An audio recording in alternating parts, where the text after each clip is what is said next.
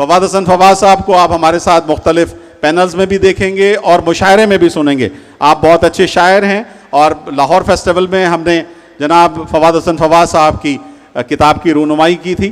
آپ کے شعری مجموعہ جو آیا تھا کہ جو آپ نے قید و بند کے دوران لکھا تھا, اس جناب سلیم صافی صاحب, شمس الدین احمد شیخ صاحب سے درخواست گزار ہوں کہ تشریف لائیں. محترم شمس الدین احمد شیخ صاحب. حفیظ جمالی صاحب سے درخواست گزار ہوں کہ آپ بھی اسٹیج پہ تشریف رکھیں سر. خوشحال بلوچستان مستحکم پاکستان کا آغاز کرتے ہیں اور اس کے پینلسٹ دیکھیے کہ جو فواد حسن فواد صاحب ہیں, حفیظ جمالی صاحب ہیں, سلیم صافی صاحب ہیں, شمس الدین شیخ صاحب ہیں, کہ یہ وہ سارے لوگ ہیں کہ جو اس بات کی علامت ہیں کہ کہاں پر کیا بات کہی جا سکتی ہے, کیا بات ہو سکتی ہے اور کس طرح سے ایک خوشحال بلوچستان مستحکم پاکستان کی علامت ہو سکتا ہے. یہ سب چیزوں کو جاننے والے, رازوں سے واقف اور فائلوں کو پڑھنے والے لوگ ہیں. ان کو پتہ ہے کہ کس طرح سے خوشحال بلوچستان ہی مستحکم پاکستان بن سکتا ہے. بلوچستان کی تہذیب, بلوچستان کی ثقافت, بلوچستان کی روایات, قبائلی روایات, ان سب کے حوالے سے یہ فیسٹیول ایک اہم مقام رکھتا ہے کہ جس میں ہم بلوچی, پشتو, براہوی, ہزارگی ہر چیز کے بارے میں گفتگو کریں گے. کچھ تھوڑی دیر کے بعد کتابوں کی لانچنگ ہوگی. اسحاق خاموش صاحب کی کتاب ہے, گلزار گچکی صاحب کی کتاب ہے, صادق مری صاحب کی کتاب ہے اور اس پر گفتگو کریں گے شرف شاد صاحب, ارشاد رحیم صاحب, قندیل بدر, یار جان بادینی صاحب. اس طرح سے یہ مختلف سیشنز ہیں کہ جو ہم یہاں لے کر آئے ہیں. جیسے میں نے کہا کہ گورننس کے بارے میں کہ ہمارا اصل مسئلہ کرپشن ہے یا بیڈ گورننس ہے, میرٹ ہے یا ڈی میرٹ ہے. ہم صرف یہ گفتگو کرتے ہیں کہ نہیں جی کرپشن جو ہے وہ بڑا مسائل پیدا کرتی ہے, لیکن کیا بیڈ گورننس زیادہ مسائل پیدا کرتی ہے یا کرپشن زیادہ مسائل پیدا کرتی ہے؟ اس کے بارے میں بھی ہمارے پاس یہاں سیشن موجود ہے اور اس میں بھی جو ساری زندگی فواد صاحب بیوروکریسی کا حصہ رہے ہیں, حکومتوں کا حصہ رہے ہیں, وہ بھی گفتگو کریں گے. فوزیہ وقار صاحبہ گفتگو کریں گی, عثمان چاچڑ صاحب گفتگو کریں گے, شکیل قادر صاحب گفتگو کریں گے اور نامور بیوروکریٹ جناب عمر شاہد حامد صاحب اس کو ماڈریٹ کریں گے اس سیشن کو. پھر شام میں جس طرح سے کہ آپ کو معلوم ہے کہ انور مقصود صاحب ہمارے درمیان موجود ہوں گے اور وہ آئیں گے, تو انور مقصود صاحب سے بھی ہم سنیں گے. Federation of Pakistan and Balochistan کے حوالے سے سیشن ہے, جناب عبد المالک بلوچ صاحب اس میں آئیں گے, ظہور احمد بلیدی صاحب آئیں گے, عبد الرحیم زراوت صاحب تشریف لائیں گے, شاہد رند صاحب آئیں گے اور جناب سلیم صافی صاحب اس کو کنڈکٹ کریں گے. اسی سیشن میں ثناء اللہ بلوچ صاحب بھی ہوں گے. اور ساتھ ساتھ میں یہ بھی بتاتا چلوں کہ یہ نوجوانوں کے لیے بھی کیا کچھ اور لوگوں کے لیے بھی ماہرہ خان کا سیشن بھی اس میں موجود ہے کہ ماہرہ خان بھی تشریف لائیں گی ہماری اور وہ اپنی گفتگو کریں گی. ساتھ ساتھ آپ کو پتہ ہے کہ باہر جو ہے وہ مختلف جگہوں پر پینٹنگ ہو رہی ہے, کتابیں ہیں, ہینڈی کرافٹ ہے, یہ ساری چیزیں یہاں پر موجود ہیں. تو ان سے بھی ان 2 دنوں میں آپ کو محظوظ ہونے کا موقع ملے گا. اپنے لیے بھی شاپنگ کیجئے, گھر والوں کے لیے بھی کیجئے, بچوں کے لیے بھی کیجئے اور خاص طور پہ بچوں کی اماں کے لیے ضرور کیجئے. تو یہ سارے سیشنز جو ہیں کل آج ہم براہوی مشاعرہ, براہوی, بلوچی اور پشتو مشاعرہ کریں گے اور کل جو ہے وہ ہم اردو ایک مشاعرہ کریں گے جس میں پاکستان بھر سے جو بہت نامور شعراء کرام تشریف لا چکے ہیں. پیرزادہ قاسم صاحب تشریف لا چکے ہیں, دیگر حمیدہ شاہین آ چکی ہیں, ضیاء الحسن آ چکے ہیں, فواد حسن فواد صاحب آ چکے ہیں. اس طرح کے بے شمار شعراء کرام بھی ہمارے درمیان موجود ہیں. یہ آج ہمارا بہت ہی ایک کیپیبل پینل یہاں جمع ہوا ہے. شمس الدین شیخ صاحب, فواد حسن فواد یہاں بلوچستان میں 11 سال سرو کرتے رہے, صافی صاحب کا کو بہت معلوم ہے. تو یہ سارے ہمارا جو پینل ہے, تو جو شمس الدین شیخ صاحب سے ہم شروع کرتے ہیں, ان کی ایکسپرٹیز ہیں جو زمین کے اندر اربوں خربوں ڈالر کی دولت چھپی ہوئی ہے. اور اس پہ میں میر تقی میر کا ایک شعر سناؤں گا کہ امیر زادوں سے دلی کے مد ملا کر میر کہ ہم غریب ہوئے ہیں انہی کی دولت سے. تو یہ سیشن رکھنے کا مقصد یہ ہے کہ ہم یہ سمجھتے ہیں کہ اگر صرف بلوچستان کے وسائل اگر نکال کے اس کا کچھ حصہ بھی اس صوبے کے لوگوں پر خرچ کر دیا جائے تو یہ پورے پاکستان کو یہ صوبہ چلا سکتا ہے. تو میں درخواست کروں گا شمس الدین شیخ صاحب سے کہ اس صوبے, اس کی معدنی وسائل اور اس کے نتیجے میں کیا انقلاب آ سکتا ہے اس پہ گفتگو کریں. بسم اللہ الرحمن الرحیم.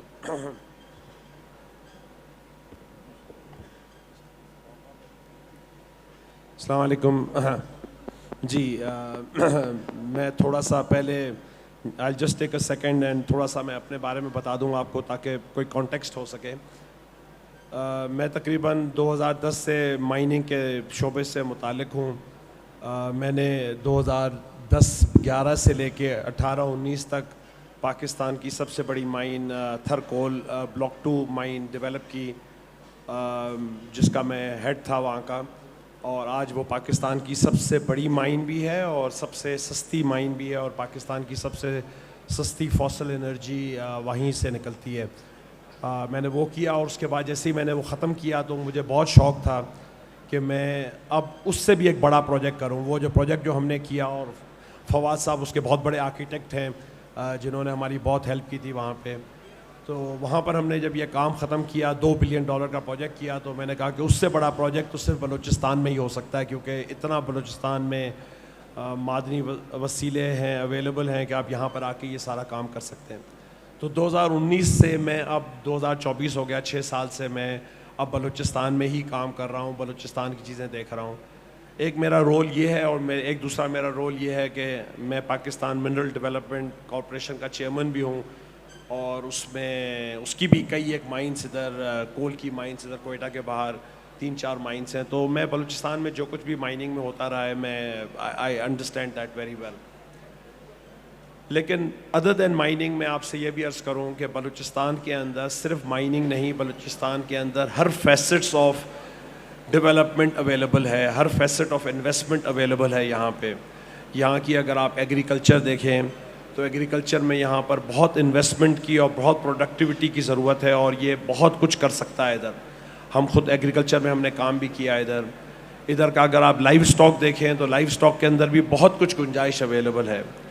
دین thirdly, before I come to معدنیات, یہاں پر ٹورزم کا بھی بہت بڑا ایک آپشن اویلیبل ہے. اگر آپ کراچی سے ڈرائیو کر کے جاتے ہیں گوادر تک, اور بیچ میں نیشنل پارکس دیکھتے ہیں, انٹیریور بلوچستان کو چھوڑیے, لیکن صرف اگر آپ کوسٹل سیکشن ہی دیکھتے ہیں تو پاکستان کا بہترین کوسٹ بلوچستان میں اویلیبل ہے.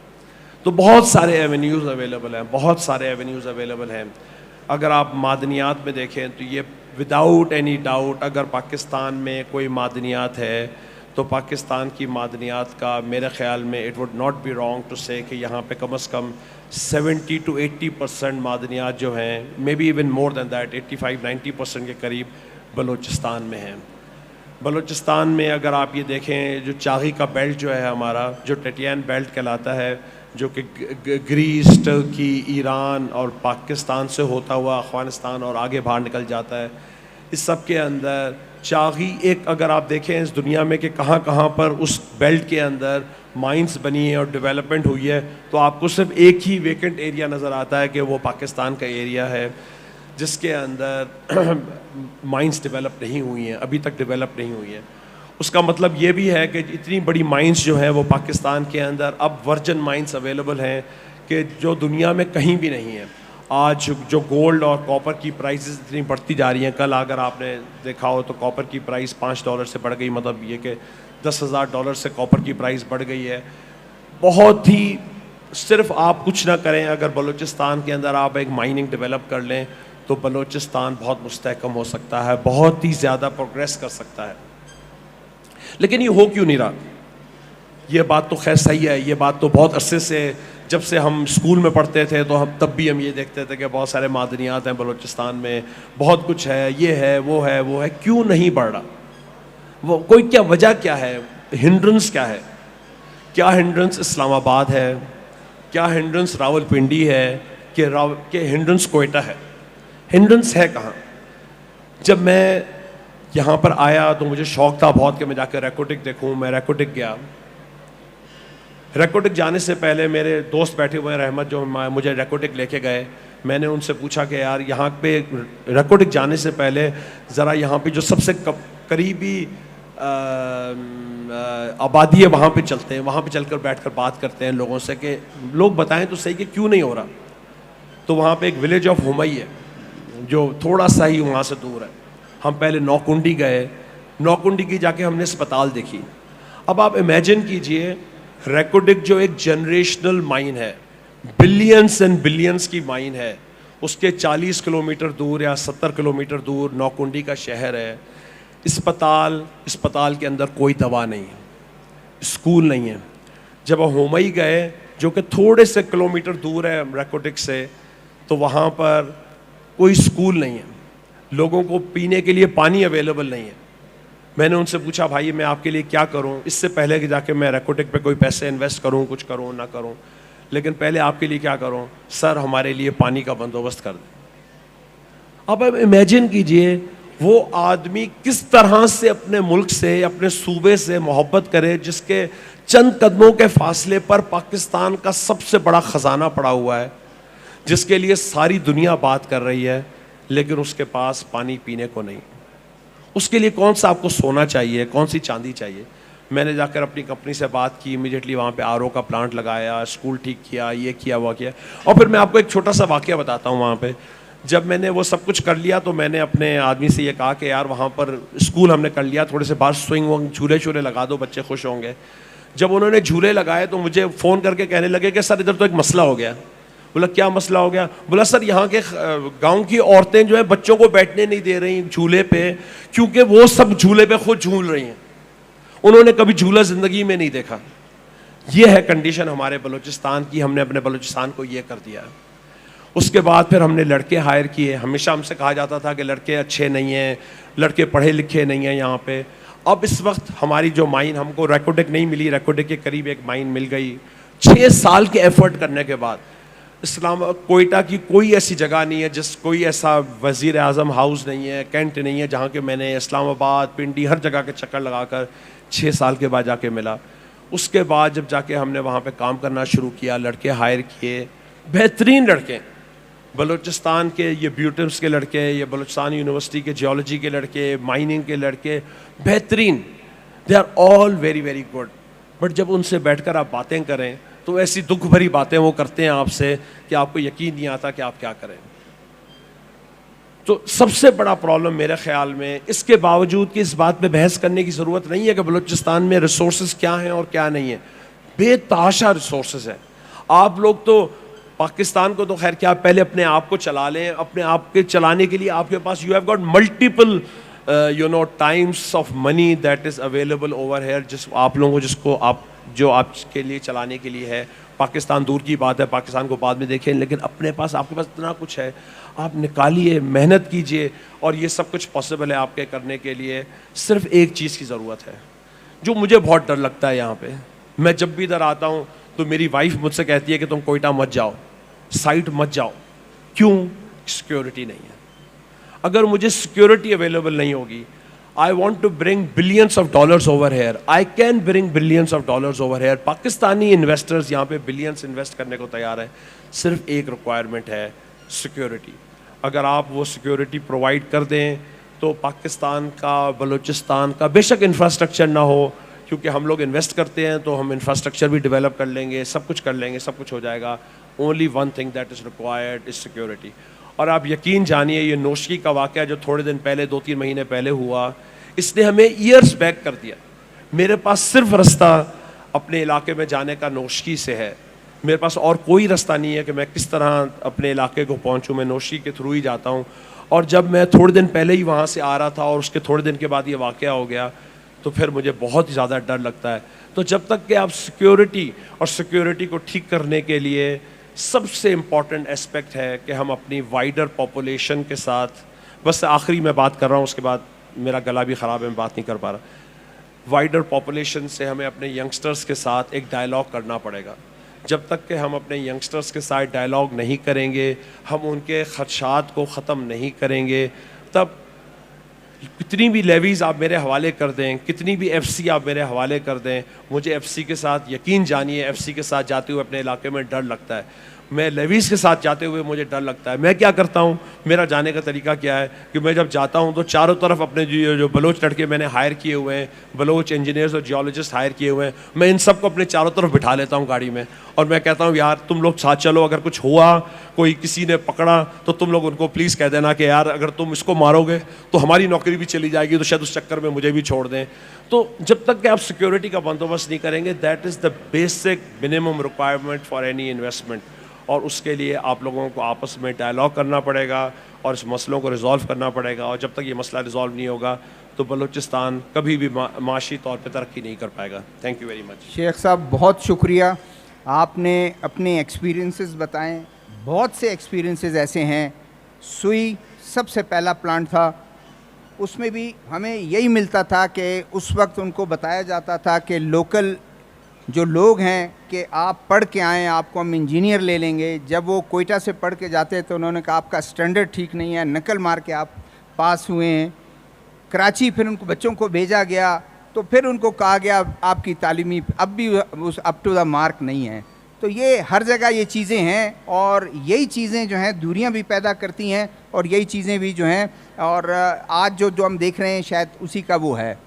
فواد حسن فواد صاحب کسی تعارف کے محتاج نہیں ہیں. 10.5 سال انہوں نے ایز اے یو ٹی, یہ اس وقت ڈی ایم جی, آج کا پیس, یہ اس وقت ایز اے یو ٹی آئے, 10.5 سال یہاں رہے, ڈپٹی کمشنر, اور غالباً مجھے یاد پڑتا ہے, یہ مجھے صحیح کر دے, ینگسٹ اس وقت بڑے عمر رسیدہ لوگوں کو, سینئر لوگوں کو ڈپٹی کمشنر تعینات کر دیا جاتا تھا, لیکن یہ ینگسٹ ڈپٹی کمشنر رہے. اور پھر یہاں سے گئے پنجاب سے سینٹر میں, پی ایم ہاؤس میں. ان کے پاس بلوچستان کا جو مسئلے ہیں انہوں نے ان کو قریب سے دیکھا ہے, مسئلہ بھی ان کے پاس ہے, حل بھی ان کے پاس ہے. میرا سوال ان سے یہ ہے کہ جنہوں نے بلوچستان کو 10.5 سال دیکھا, آتے رہے, لوگوں سے ملتے رہے, ان سے یہاں کے جتنے M N A M P S تھے ان سے بھی ان کی ملاقات ہوتی تھی, پی ایم ہاؤس میں بھی رہے. مسئلہ کیا ہے, رکاوٹ کیا ہے ان چیزوں کو آگے لے جانے کا, کہ جب ہم دیکھ رہے ہیں آج 23 سال ہے لا اینڈ آرڈر کا پرابلم ہے, اور لا اینڈ آرڈر کا پرابلم کے حل کی طرف کوئی جانے کے لیے تیار نہیں ہے, پولیٹیکل جو کمٹمنٹ نہیں ہے, کیا وجہ ہے؟ جی شکریہ شہزاد صاحب. میرے لیے تو یہ ایک بہت ہی ایسا موقع ہے, بڑی مدت کے بعد میں کوئٹہ آ کے بیٹھا ہوں, اور ایسے لگتا ہے کہ واپس اسی وقت میں چلا گیا ہوں. بہرحال بات کی ایشو کی طرف آتے ہیں. جس آپ کو معلوم ہے کہ کوئٹہ میں جو ایشو, جس سیکیورٹی کی آپ بات کر رہے ہیں, یا جس شمس صاحب نے جس کا کہ جی یہ سب سے بڑا امپیڈمنٹ ہے, یہ مسئلہ, اور جو دوسرا مسئلہ آپ نے سوئی گیس کی بات کی, لوگوں کی امپلائمنٹ کی, اور لوگوں کی یہاں کے مقامی لوگوں کی بات کی, یہ مسئلہ ہماری آنکھوں کے سامنے پیدا ہوا ہے. سو اگر ہم یہ کہیں کہ ہمیں یہ معلوم نہیں ہے کہ اس کا جینیسس کیا ہے, تو یہ تاریخ سے بھی زیادتی ہوگی, اور ہم اپنے آپ سے بھی جھوٹ بولیں گے. ہمیں یہ معلوم ہے کہ بلوچستان اتنا ہی سیکیور تھا جتنا پاکستان کا کوئی بھی دوسرا حصہ سیکیور تھا. بلکہ میں سمجھتا ہوں, اور میں نے جن 10 سالوں کا آپ ذکر کر رہے ہیں, میں نے بلوچستان کا ایک ایک کونا, ایک ایک چپا بغیر کسی سیکیورٹی کے چل کے دیکھا ہے. یہاں سے لے کے من تک, اور بارکھان تک, اور پھر لسبیلا تک, کوئی ایک چپا بھی ایسا نہیں ہے جہاں پہ میں ٹریول کر کے اپنی بیوی اور بچوں کے ساتھ دن اور رات کے وقت اپنی گاڑی میں بیٹھ کے نہیں گیا بغیر کسی سیکیورٹی کے. سو ہمیں یہ سوچنا چاہیے کہ اگر وہاں سے آج ہم اس نوبت پہ پہنچے ہیں کہ ہمیں کوئٹہ میں سرینا سے لے کے یہاں تک آنے کے لیے, اور سرینا کی حدود سے باہر نکلنے کے لیے سیکیورٹی کی ضرورت ہے, تو پھر مسئلہ شاید یہاں کے ساتھ نہیں ہے, مسئلہ شاید یہاں سے باہر کہیں پہ. میرا یہ ماننا ہے, اور میں اس بات کا ہمیشہ جہاں پہ بھی مجھے موقع ملا میں کہتا رہتا ہوں, کہ دیکھیے ترقی, ڈیولپمنٹ, پروگرس لوگوں کے لیے ہوتی ہے. جب لوگ ترقی کرتے ہیں تو پھر معاشرے ترقی کرتے ہیں, جب معاشرے ترقی کرتے ہیں تو ریاستیں ترقی کرتی ہیں. اس ترتیب کو اگر آپ الٹ کرنے کی کوشش کریں گے تو وہ کبھی کامیاب نہیں ہوگی. سو اگر ہم چاہتے ہیں کہ پاکستان ترقی کرے تو ہمیں سب سے پہلے پاکستان کے لوگوں کو ترقی کرانا ہوگی. اگر ہم یہ چاہتے ہیں کہ پورا پاکستان، پنجاب، اسلام آباد سب ترقی کرے، اور اس کے لیے ہم یہ چاہتے ہیں کہ بلوچستان کے وسائل استعمال ہوں، تو ہمیں یہ بنیادی بات تسلیم کرنا پڑے گی کہ بلوچستان کے وسائل پہ پہلا حق بلوچستان کے لوگوں کا ہے. اور دوسری بات، ابھی شاہ صاحب نے کہا کہ جی بلوچستان کے وسائل کا کچھ حصہ بلوچستان پہ خرچ ہو جائے. میں اس کی تصحیح کرنا چاہتا ہوں. بلوچستان کے وسائل کا کچھ حصہ پاکستان پہ خرچ ہو جائے. بلوچستان کے وسائل زیادہ بلوچستان پہ خرچ ہونے چاہیے. یہ بنیادی کریکشن ہے جو ہمیں اپنے تھاٹ پروسیس میں پاکستان کے جو پالیسی میکرز ہیں، پاکستان کے جو فیصلہ ساز ہیں، ان کو یہ کرنی ہے. میں یہ سمجھتا ہوں کہ بلوچستان کی سیکیورٹی کا مسئلہ، اور ہم اس کو غالباً کسی اور سیشن میں بھی بات کریں گے، یہ ہماری آنکھوں کے سامنے پیدا ہوا ہے. یہ جو نوجوانوں کی ریزنٹمنٹ ہے، یہ جو لوگوں نے، بعض ہماری متحارب قوتوں کو جو موقع مل گیا کہ وہ بلوچستان کے نوجوانوں کو ایکسپلائٹ کر سکیں، یہ موقع ہم نے انہیں دیا. یہ موقع آسمان سے نہیں اترا، یہ موقع ہم نے انہیں دیا. اور جب تک ہم یہ مانیں گے نہیں کہ ہم نے یہ موقع دیا ہے اور ہمیں اس کی کریکشن، اس کی کورس کریکشن کرنی ہے، اس وقت تک شہزادہ صاحب ہم اس مسئلے کو حل نہیں کر سکیں گے. تو دو بنیادی باتوں کے اوپر میں یہ سمجھتا ہوں کہ جی ہاں، یہ بالکل درست بات ہے کہ بلوچستان میں لاتعداد وسائل ہیں. یہ بھی بالکل درست بات ہے کہ بلوچستان کے وسائل سے ایک مستحکم پاکستان بن سکتا ہے، لیکن مستحکم پاکستان بعد میں آئے گا. پہلے ایک خوشحال بلوچستان آئے گا. ترتیب درست کر دیجئے. اگر ترتیب درست ہو گئی تو انشاءاللہ سب کچھ درست ہو جائے گا. سلیم صافی صاحب، جتنی تالیاں ان کے لیے بجائی گئیں، میرے خیال میں بہت کم لوگ ہیں جیسے نوجوان جو ہے ان کو پسند کرتے ہیں اور نوجوانوں کی شاید دل کی یہ بات کرتے ہیں. سلیم صافی صاحب بلوچستان کے لیے نئے نہیں ہیں، بلوچستان کے لوگوں سے ملتے رہتے ہیں، اپنے پروگرام ادھر کرتے رہتے ہیں. میرا ماننا یہ ہے کہ جتنا ایک صافی جانتا ہے بلوچستان کا، اتنے سلیم صافی بھی بلوچستان کے مسائل جانتے ہیں. صافی صاحب، میرا سوال آپ سے یہ ہے کہ ایک سوچ ہے کچھ لوگوں کی، یا ایک خیال ہے ان کا کہ اس مارا ماری میں بھی مسئلے ہوتے ہیں، 4 سال کے بعد 5 سال کے بعد حل بھی ہو جاتے ہیں، لیکن اس مسئلے میں، اس مارا ماری میں آج 24 سال ہو گئے ہیں. 2000 میں یہ شروع ہوا اور 2006 میں نواب اکبر بگٹی کے واقعے کے بعد زیادہ ہو گیا. اس میں بھی بہت سے لوگوں کے جو بینیفیشری ہیں ان کے بھی کچن چلتے ہیں. شاید وہ ہمیشہ آڑے آ جاتے ہیں جب کبھی بات ہوتی ہے گفتگو کی، مکالمے کی، کانٹیکٹ کرنے کی، لیکن وہ اپوز کرتے ہیں. وہ کہتے ہیں نہیں، ان سے بات نہ کریں، ہم اس مسئلے کو حل کریں گے. 24 سال ہو گئے ہیں، نئے بھی آ گئے ہیں، پرانے بھی آئے ہیں، مل کے انہوں نے کیا، کچھ نہیں کر سکے. آپ کا اس میں کیا خیال ہے؟ شکریہ شہزاد صاحب. دیکھیے، پہلی بات تو یہ ہے کہ کم از کم ہم سب کا اس پہ اتفاق ہے کہ جی امریکہ اور چین کی بھی بات ہو سکتی ہے.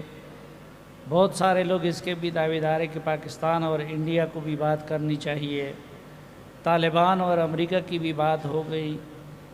تو سوال یہ کہ پھر اپنے ملک کے شہریوں سے بات کیوں نہیں ہو سکتی اور وہ اس سے ایکسکلوڈڈ کیوں ہیں؟ حالانکہ پہلی فرصت میں تو اپنے ملک کے لوگوں سے بات کرنی چاہیے. دوسرا، میں کہتا ہوں کہ اگر بلوچستان کے حوالے سے ہم ذکر تو بہت کرتے ہیں کہ جی چین کے ساتھ دوستی کا، لیکن چین کو فالو نہیں کرتے. میرا صرف ایک ریکویسٹ ہے کہ بلوچستان کے حوالے سے ہمیں چین کو فالو کرنا چاہیے. فواد حسن فواد صاحب یہاں پر تشریف رکھتے ہیں، وہ بخوبی ان چیزوں کو جانتے ہیں کہ دیکھیں چین کو بھی کم و بیش اس طرح کی صورتحال کا سامنا تھا جس طرح ہمیں ہے.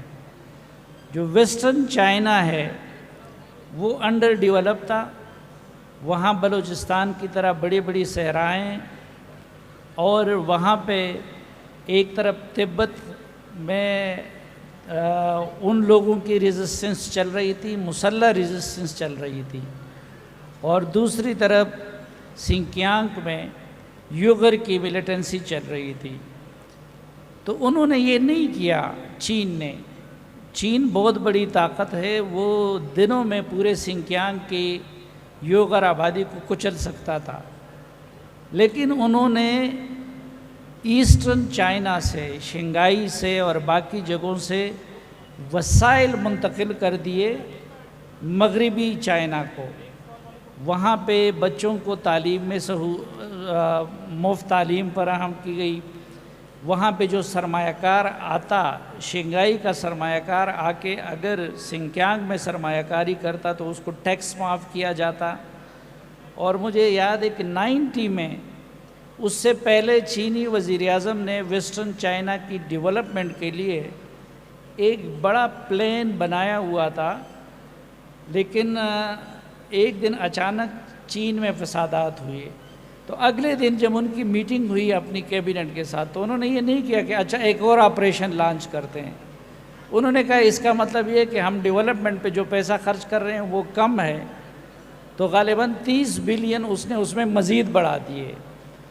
तो चीन को फॉलो करते हुए पाकिस्तान को भी चाहिए कि न सिर्फ ये कि बलूचिस्तान के वसाइल उस पे लगे, बल्कि अभी जब यहाँ पे ज़िक्र हो रहा था कि ज़ेर ज़मीन वसाइल को निकालने के लिए भी वसाइल चाहिए होते हैं, तो हमारे मरकज़ को एक तो चाहिए कि वो वसाइल प्रोवाइड करे अपने दाखिली रिसोर्सेज से भी और इंटरनेशनल क़ुव्वतों से भी। और फिर सिक्योरिटी का मसला क्यों है? बलूचिस्तान के लोग दो चीज़ों के हवाले से बहुत हसास है, एक अपनी इज़्ज़त नफ्स के हवाले से और दूसरा अपनी ज़मीन के साथ मोहब्बत के हवाले से। अब ज़ाहिरी बात है, दुनिया में जितने भी इस तरह की जगहों को डेवलप किया गया है या उसकी रिसोर्सेज से अगर फेडरेशन ने इस्तिफ़ादा किया है, तो उसमें नंबर 1 वहाँ के मकामी लोगों की इज़्ज़त नफ्स का ख्याल रखा जाता है, और उसमें जिस तरह फवाद साहब ने फरमाया कि ये नहीं कि मरकज़ का कुछ जाए और उसमें बलूचिस्तान को कुछ हिस्सा मिले, नहीं, उसमें पहला हक़ वहाँ के मकामी लोगों का है, और वफाक ज़्यादा से ज़्यादा टैक्स की सूरत में उससे अपना महदूद हिस्सा ले सकता है। बलूचिस्तान में हमने कुलिया उलट कर दिया है।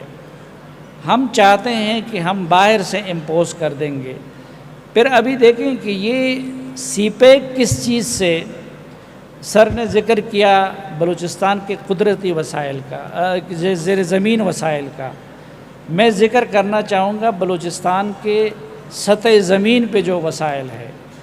तो सतह ज़मीन पे नंबर 1 तो समंदर है, और समंदर की स्ट्रेटेजिक लोकेशन ऐसी है कि जो आज चीन की सबसे ज़्यादा ज़रूरत है, क्योंकि वेस्टर्न चाइना को यानी 30 साल में उन्होंने सिंकियांग को, तिब्बत को, उसको वेस्टर्न चाइना के बराबर कर दिया। ये इस तरह है कि आप चंद सालों में कोयटा को लाहौर और इस्लामाबाद जैसा बराबर कर दे।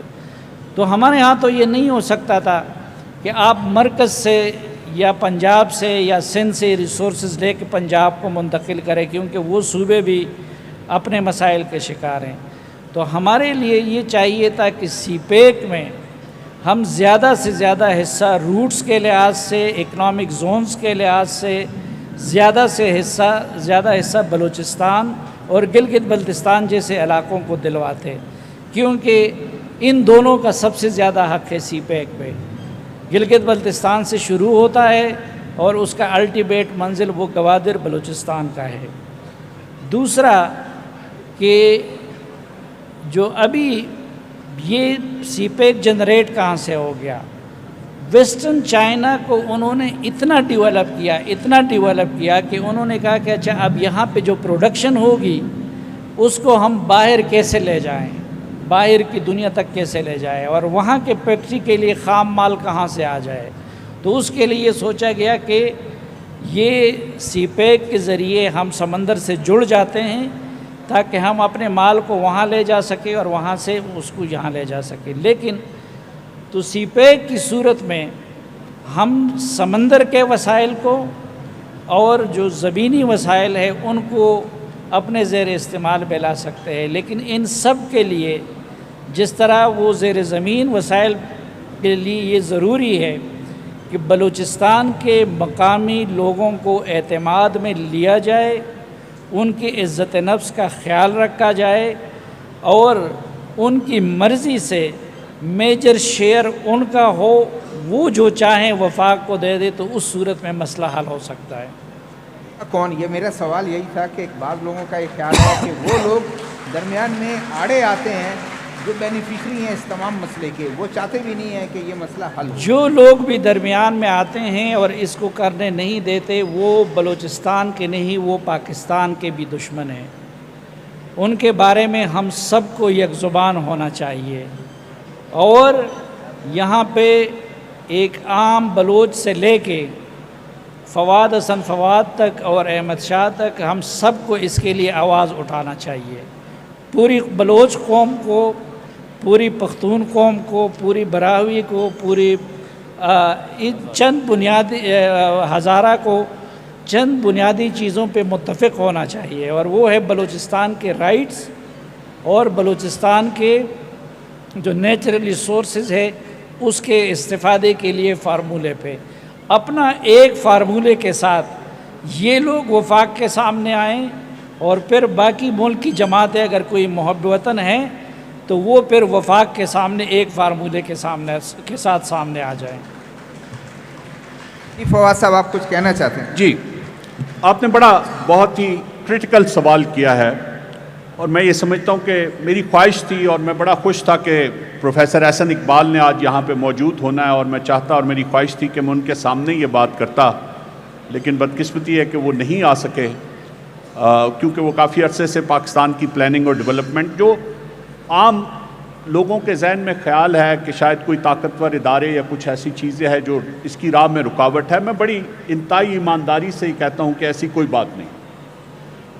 پاکستان کے چھوٹے صوبوں کی ترقی کی راہ میں سب سے بڑی رکاوٹ پاکستان کی سول بیوروکریسی, میرا اس سے تعلق ہے. میں بڑی پوری آپ کو ایمانداری سے یہ بات کروں اور میں چاہوں گا کہ اس کے شواہد کے طور پہ دو باتیں کروں کیونکہ اس میں سے ایک کے شاہد یہاں پہ میرے ساتھ بیٹھے.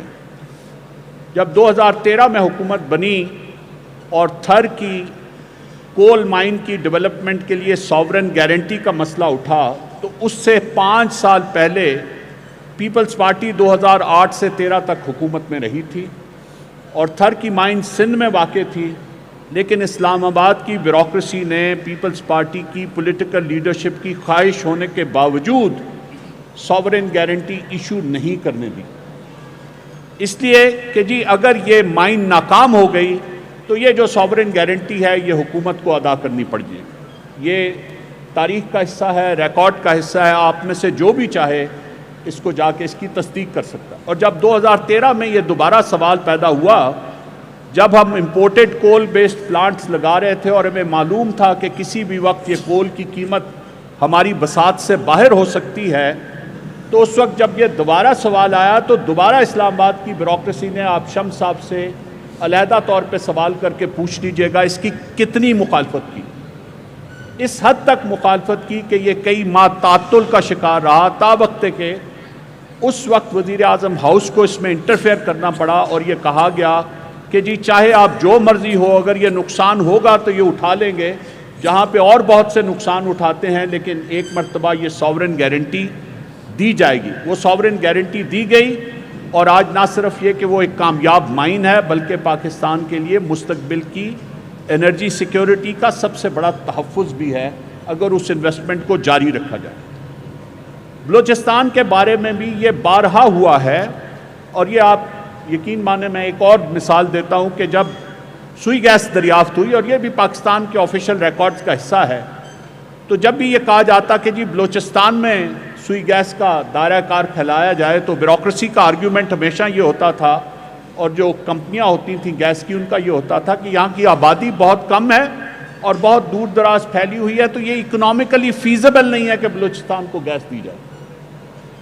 یہ فیزیبلٹی کا سوال ہمیشہ بلوچستان کے حوالے سے ضرور اٹھتا ہے، لیکن اگر کوئی یونیورسٹی پنجاب کے چھوٹے سے چھوٹے ضلع لیا میں بھی بنانی ہو تو یہ کبھی نہیں سوچا جاتا کہ اس کی فیکلٹی اور اس کے اسٹوڈنٹس کہاں سے آئیں گے۔ تو میں آپ کو بڑی ایمانداری سے، اور یہ لوگوں کے ذہن میں یہ غلط فہمی کو دور کرنا بہت ضروری ہے، اور یہ اس دن ہوگا، یہ فیصلہ سازی اس دن درست ہوگی جس دن پاکستان کی پولیٹیکل لیڈرشپ وہ اتنی قابلیت رکھ کے آئے گی کہ اسے یہ معلوم ہوگا کہ اس نے اس بیوروکریسی کے بے لگام گھوڑے کو اوور رائڈ کس طرح سے کرنا ہے، اور کس طرح اس سے وہ فیصلے کرانے ہیں جو پاکستان کے لیے ضروری ہے، کسی ایک ادارے یا کسی ایک علاقے کے لیے ضروری نہیں۔ تو شہزادہ صاحب، ہمیں بلوچستان کی ایک اپنی اسمبلی ہے، آپ کہہ رہے تھے کہ یہ کون کرے گا؟ یہ بلوچستان کے نوجوانوں کو چاہیے، اور آج مجھے بڑی خوشی ہے کہ ہم بیٹھے ہوئے ہیں ان لوگوں کے ساتھ جنہوں نے یہاں کا مستقبل بننا ہے۔ انہیں یہ چاہیے کہ یہ بلوچستان کی اسمبلی اور بلوچستان کی حکومت کے لیے ایک پریشر گروپ کے طور پہ آرگنائز کریں اپنے آپ کو، اور ان کو مجبور کریں کہ وہ وفاق کے سامنے اور وفاقی بیوروکریسی کے سامنے بلوچستان کے مسائل کا حل لے کے جائیں، اور انہیں یہ کہیں کہ ہمیں یہ چاہیے۔ میں ایک چھوٹی سی مثال دے کے بات ختم کرتا ہوں۔ یہ 1993 کا واقعہ ہے، میں اس وقت deputy secretary to chief secretary Balochistan تھا۔ معین قریشی صاحب کی کیئر ٹیکر حکومت آئی، اور انہوں نے کہا کہ مجھے بلوچستان کے مسائل پر پریزنٹیشن چاہیے۔ یہاں پہ وہ آئے، انہیں پریزنٹیشن دی گئی۔ میں نے اس پریزنٹیشن کی تیاری میں کچھ کردار ادا کیا۔ آپ کو شاید یاد ہو، آپ اس وقت بھی یہاں پہ جرنلسٹ کے طور پہ کام کرتے تھے، کہ اس وقت بلوچستان کا سب سے بڑا مسئلہ گیس کے اوپر ایکسائز ڈیوٹی میں اصل حصہ ملنا تھا جو نہیں ملتا تھا۔ تو ہم نے اپنی کیلکولیشنز کر کے یہ ثابت کیا اس وقت کے کیئر ٹیکر پرائم منسٹر کے سامنے کہ ہمارے 6 ارب روپے جو ہیں وہ سالانہ بقایا نکلتے ہیں حکومت پاکستان کی طرف، جو ہمیں نہیں دیے جاتے۔ شاید لوگوں کو آج 6 ارب کی اہمیت کا اندازہ نہ ہو، میں صرف اس اہمیت کو سمجھانے کے لیے یہ بتاؤں کہ اس وقت بلوچستان کا ٹوٹل ڈیولپمنٹ بجٹ 90 کروڑ روپیہ تھا۔ 90 کروڑ۔ میر لشکری رئیسانی صاحب بیٹھے ہیں، ان کے بڑے بھائی نواب اسلم رئیسانی فائنانس منسٹر ہوتے تھے۔ 90 کروڑ روپیہ تھا ٹوٹل بجٹ ڈیولپمنٹ کا، اور 6 ارب روپیہ صرف گیس کی ایکسائز ڈیوٹی اور سرچارج کی مد میں ہمارا سالانہ بنتا تھا۔ تو معین قریشی صاحب نے 1 ارب روپے کی فوراً اسی وقت ریلیز آرڈر کی، اور کہا کہ باقی ایشوز کے لیے آپ اسلام آباد آئیں اور وفاقی منسٹری جو فائننس کی ہے اس میں پریزنٹیشن دیں، اور میں چاہتا ہوں کہ اپنی کیئر ٹیکر ٹائم ختم ہونے سے پہلے اس کا فیصلہ کروں۔ ہم کچھ روز کے بعد اسلام آباد گئے، chief secretary additional chief secretary development ہوتے تھے قمر بیگ صاحب، چیف سیکرٹری ہوتے تھے اے زیڈ کے شیردل صاحب، وہاں پہ پریزنٹیشن ہوئی۔ اس پریزنٹیشن کے بعد وہاں کے جو سیکرٹری فائننس تھے انہوں نے کہا کہ بلوچستان کے کتنے ایم این اے، مجھ سے سوال کیا، تو میں نے کہا 9۔ تو انہوں نے کہا مجھے سال میں زیادہ سے زیادہ 2 مرتبہ ان کے ووٹس کی ضرورت پڑتی ہے، اور یہ ضرورت میری 36 سے 50 کروڑ روپے میں پوری ہو جاتی ہے۔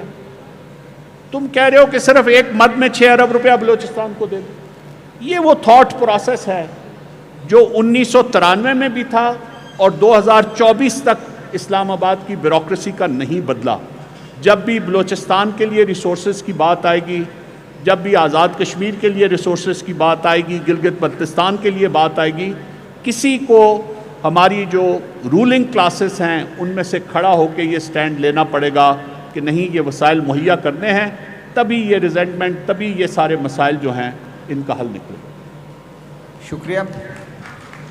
ویسے تو آپ تو اس وقت شاید چلے گئے ہوں گے، 99 میں بھی، 98 97 کے الیکشن کے بعد سردار اختر مینگل کی حکومت تھی۔ بلوچستان کی کانفرنس جماعت جو اس وقت 3-4 ٹکڑوں میں تقسیم ہے، اس وقت شاید ایک جماعت تھی۔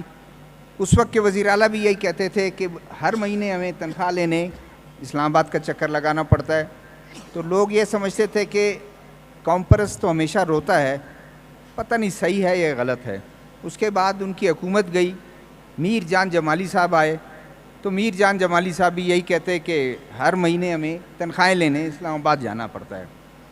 حفیظ جمالی صاحب درس اور تدریس سے وابستہ ہیں, کراچی پرائیویٹ یونیورسٹی, کراچی میں پرائیویٹ یونیورسٹی میں بھی پڑھاتے رہے ہیں. آج کل ان کے کندھوں پر ایک ذمہ داری ہے کہ مینجمنٹ کورس کراتے ہیں, مڈ کیریئر, اور گورنمنٹ آفیسرز کو پڑھاتے ہیں. فیلڈ میں بھی کافی گئے, ریسرچر بھی ہیں. میرا سوال آپ سے یہ ہے کہ ابھی شیخ صاحب نے گفتگو کی, فواد صاحب نے گفتگو کی, سلیم صافی صاحب نے گفتگو کی, فیلڈ میں بھی آپ گئے ہیں. جو ہمارے اس وقت مقامی یہاں آفیسرز ہیں ان کا ذہن بھی آپ پڑھتے ہیں, کیا وہ سمجھتے ہیں, کیا ان کے ذہن میں ہے کیا اسلام آباد ذمہ دار ہے, وہ خود اس کے ذمہ دار ہیں, پولیٹیکل لاٹ ذمہ دار ہے. الیکشن پہ بھی بات ہوتی ہے کہ فیئر اینڈ فری الیکشن کبھی یہاں نہیں ہوتے, یہ آپ بتائیں.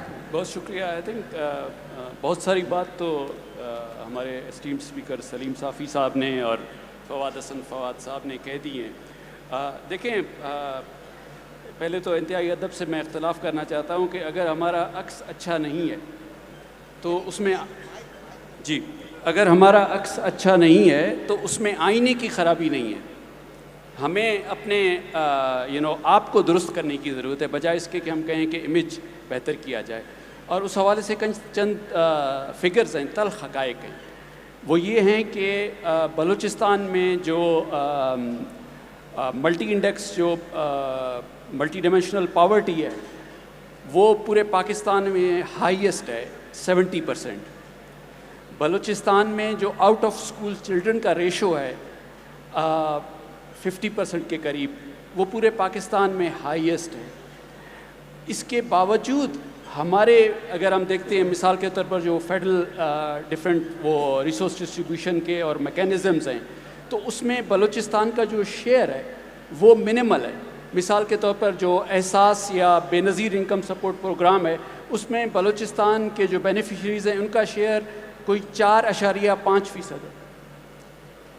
جب پاورٹی کا انسیڈنس ایک صوبے میں اتنا زیادہ ہے تو اس کا جو رجسٹری ہے جو نیڈی لوگوں کی, تو اس میں بھی اسی تعداد سے لوگ آنے چاہیے. اسی طرح NFC میں جو ہمارا شیئر ہے وہ 9% کے قریب ہے, اور جو فیڈرل PSTP ہے اس میں اٹ ویریز 9 سے 12% کے درمیان, یعنی بلوچستان کا شیئر رہتا ہے, ہوور کرتا ہے.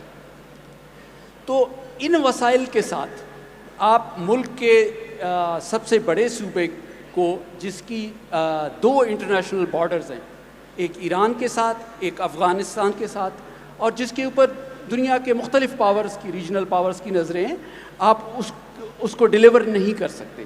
سب سے پہلا یعنی وہ ہے. دوسرا یہ ہے کہ جو اختیارات کی منتقلی کا ہے اور پولیٹیکل ریپرزنٹیشن کا مسئلہ ہے, کہ جیسے فواد صاحب نے کہا کہ اگر اس وقت 9 MNA تھے, اب میرا خیال ہے وہ تعداد بڑھ گئی ہے, 17 کے آس پاس ہے. تو اگر قومی اسمبلی کی 300 سیٹوں میں سے جو ہے 17 MNAs جو ہیں وہ بلوچستان سے ہیں, تو وہ بلوچستان کا کے جو رائٹس ہیں اور جو اس کے نیڈز ہیں ان کو کیسے آرگیو کر سکتے ہیں. تو ہمارا جو فیڈریشن کا اسٹرکچر ہے وہ اٹ سیلف فلاڈ ہے. اچھا, سینٹ میں ہم نے ایکول ریپرزنٹیشن دی ہوئی ہے, لیکن سینٹ کے پاس کوئی فائنینشیل پاورز ہیں نہیں. میں اس کی ایک چھوٹی سی مثال دیتا ہوں. فواد صاحب نے سوئی گیس کے اس کی بات کی, تو ابھی ریسنٹلی ڈاکٹر مالک صاحب کے دور میں دوبارہ جو سوئی مائننگ لیز تھا اس کی جو پرائسنگ تھی, it was being under price, یہ سب کو پتہ ہے. ہمیں اس کی جو قیمت دی جا رہی تھی, جو باقی دیگر صوبوں میں جو ذخائر ہیں ان کے گیس کی نسبت سے پر کیوبک میٹر کم دی جا رہی تھی. یہ ایشو ہم نے فیڈرل گورنمنٹ سے ٹیک اپ کیا, اور ہم نے اس میں پلی لی کہ آفٹر دا 18th امینڈمنٹ جو آرٹیکل 172 میں کے تحت کانسٹیٹیوشن کے, تو صوبوں کے پاس اس کی, مرکز اور صوبوں کے پاس اس کی جوائنٹ اونرشپ آ گئی ہے. تو اس حوالے سے صوبے کو اس کا مناسب اس کی قیمت دی جائے, اور جو اس کے بقایا جات بنتے ہیں صوبے کے وہ اس کو ادا کیے جائیں. تو اس پر انہوں نے, جو پیٹرولیم ڈویژن ہے اس نے ایک انتظامی نوٹیفیکیشن کا سہارا لے کر کہا کہ نہیں, یہ ہمارے رولز کے مطابق یہ نہیں بنتا. اچھا, اس پر سینٹ کے جو چیئرمین ہے رضا ربانی صاحب, ان کی رولنگ موجود ہے کہ یہ جو ہم نے آرٹیکل دیا اس کی یہ انٹرپریٹیشن ہے, یعنی وہ رولنگ موجود ہے, بٹ اس میں دے ور ریفیوزڈ. تو ایک تو اوپر کی جانب سے یہ مسئلہ آ رہا ہے کہ ابھی تک جو ہمارا ریسورس ڈسٹریبیوشن کا جو فارمولہ ہے وہ بلوچستان کی نیڈز کو, جو ہماری اسکیٹرڈ پاپولیشن ہے, یعنی اگر مجھے پنجاب میں ایک سروس پہنچانی ہے, چاہے وہ ہیلتھ کی سروس ہے, چاہے وہ اسکولنگ ہے, چاہے وہ کوئی اور سروس ہے, تو وہ مجھے 1000 لوگوں کو وہ سروس پہنچانے کے لیے مجھے 1 یا 2 اسکول بنانے پڑتے ہیں, 2 یا 3 BHUs بنانے پڑتے ہیں. بلوچستان میں آبادی بکھری ہوئی ہے, وہی سروس پہنچانے کے لیے مجھے 2-3 گنا خرچ کرنا پڑتا ہے. تو ہمارا جو سروس ڈیلیوری کا کاسٹ ہے پر سیٹ پر کیپیٹا, بلوچستان کا جو پبلک سروس ڈیلیوری کا کاسٹ ہے, چاہے وہ ہیلتھ ہو, ایجوکیشن ہو, کوئی بھی سروس ہو, تو وہ 2 سے 3 گنا زیادہ ہے. تو وہ جو لمیٹڈ فنڈز ہیں اس میں اس کی ڈیلیوری پاسبل ہے ہی نہیں, یعنی اس طرح سے. دوسرا جو ہمارا ایشو ہے اس میں ہمیں اپنے گریبان میں بھی جھانک کر دیکھنا ہوگا. ہم ہر وقت مرکز کو, ہم ہر وقت اسلام آباد کو ذمہ دار نہیں ٹھہرا سکتے, کیونکہ 7th NFC ایوارڈ اور 18th امینڈمنٹ کے بعد جو اختیارات صوبے کو منتقل کیے گئے, ٹھیک ہے نا, کسی زمانے میں جو بلوچستان کا PSTP ہوتا تھا, ہمارا اینول ڈیولپمنٹ بجٹ ہوتا تھا, جسے فواد صاحب بات کر رہے تھے, وہ مشکل سے 15 سے 20 ارب روپے کے قریب ہوتا تھا. اب اس کا سائز 150 ارب کو تجاوز کر گیا ہے. So it has our development budget has expanded by more than 4-5 times, so to speak. لیکن اگر ہم دیکھیں کہ اسی عرصے کے دوران 2010 سے لے کر اور ہم آج 2024 میں ہیں, اسی عرصے کے دوران جو ہمارے ہیلتھ اور ایجوکیشن کے جو ڈیولپمنٹ انڈیکیٹرز ہیں وہ اس تناسب سے موو نہیں ہوئے ہیں. ہمارا ایجوکیشن کا بجٹ جو ہے 8 گنا بڑھ گیا ہے. بلوچستان کا جو تعلیم پہ خرچہ ہے وہ 2010 کی نسبت آج 8 گنا زیادہ خرچہ ہے. لیکن اگر ہم آؤٹ آف اسکول چلڈرن کا ریشو دیکھیں, ہم انرولمنٹ کے فگرز دیکھیں, تو اس میں مشکل سے 4 سے 5% کا یعنی فرق پڑا ہے. تو کہنے کا مقصد ہے کہ جو اختیارات اور جو وسائل صوبے کو ٹرانسفر بھی ہوئے, اور اس میں میں being a member of the bureaucracy and intelligentsia, میں سمجھتا ہوں کہ ہم خود اس میں سب سے زیادہ ذمہ دار ہیں اس کے لیے, کہ ہم نے پولیٹیکل ایکسپیڈینسی اور ہم نے جو ویسٹڈ انٹرسٹ ہیں ان کو زیادہ سرو کیا ہے, اور ہم نے ان وسائل کی جو جوڈیشس جو اس کا ایکسپینڈیچر تھا, جس سے ان کے بینیفٹس ہمارے لوگوں کے لیے میکسیمائز ہو سکتے تھے, اس احسن طریقے سے نہیں کیا جس طریقے سے کرنا چاہیے تھا. تو یہ چند گزارش. شکریہ جی. شیخ صاحب, آپ سے ایک مختصر سا جواب, کہ مجھے یاد پڑتا ہے کہ 3 سال پہلے شاید میں تھر گیا تھا, اس وقت آپ وہاں تھے, اور وہاں تھر میں نے دیکھا جب وہ ڈسپلیس کر رہے تھے پاپولیشن کو, تو اس سے پہلے وہ گھر کے وہ ماڈل بنا کے ان کو بتایا گیا, خواتین کو وزٹ کرایا گیا. وہ خواتین نے کہا کہ نہیں, یہ بیک یارڈ جو ہے یہ ہمارے خواتین ہم آتی ہیں اور بیٹھتی ہیں, یہ بہت کم ہے, اس کو ذرا بڑھائیں. اس کو بڑھایا گیا, سیٹسفیکشن جب ان کی ہوئی پھر وہ گھر تعمیر کیے گئے. تو جو ایک سوشل رسپانسبلٹی ہوتی ہے کمپنیز کی, جب وہ جاتے ہیں تو ضرور کچھ نہ کچھ جو ہے وہ کرتے ہیں تاکہ انگیج رہیں لوکل پاپولیشن. بلوچستان میں یہ نظر نہیں آتا ہے, اور اگر نظر ابھی آتا ہے تو بہت کم شاید ابھی آیا ہے. سوئی گیس, PPL, یہ کبھی ایسا نہیں تھا کہ کوئی اچھا ہاسپٹل آپ وہاں نہیں بتا سکتے ہیں, کوئی اچھا اسکول, ماڈل اسکول نہیں بتا سکتے ہیں وہاں, اور کوئی ایسا کوئی ان کا کوئی ڈیم کا پروجیکٹ, کوئی روڈ کا پروجیکٹ جس پہ خود بھی سفر کرتے ہیں. تو کیا وجہ ہے کہ سندھ کا, پنجاب کا ماڈل اور بلوچستان کے ماڈل میں بڑا فرق ہے؟ شکریہ.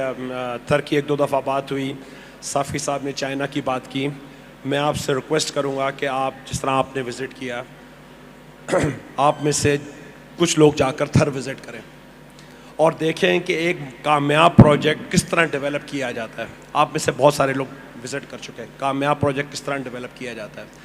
کس طرح پروونشل گورنمنٹ آپ کے سر پر ڈنڈا چلاتی رہتی تھی کہ کام کرو، اس طرح بہتر کرو، لوگوں کے لیے بہتر کرو، یہ ہمارے ووٹر ہیں. ہم تو ایز اے انویسٹر جاتے تھے تو ہمیں تو اوبیسلی اپنی لالچ بھی ہوتی تھی، لیکن جتنا ان لوگوں نے ہم سے کام کرایا، ہم جب تھر میں گئے اور تھر کے لوگوں کے ساتھ ہم نے کام کرنا شروع کیا تو وی ریئلائزڈ کہ تھر کے لوگ کتنے اچھے اور کتنے غریب لوگ ہیں.